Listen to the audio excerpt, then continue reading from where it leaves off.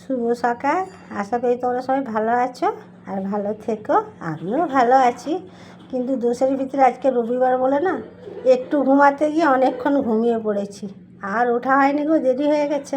তো আজকে ওই জন্য আটা মাখতে ইচ্ছা করলো না, ময়দা মাখতে ইচ্ছা করলো না। ভাবলাম আজকে বাড়িতে যা আছে তাই দিয়ে সবাইকে দিয়ে দিই।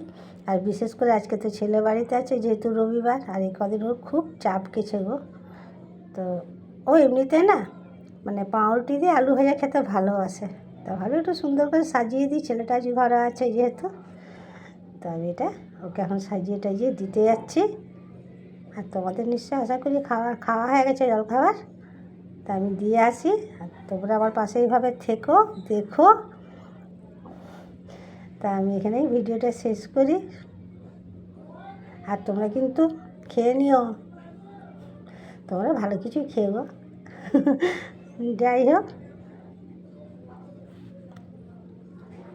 তো টাটা বাই বাই, পরের ভিডিওতে দেখা হচ্ছে। আজকের মতন যাই।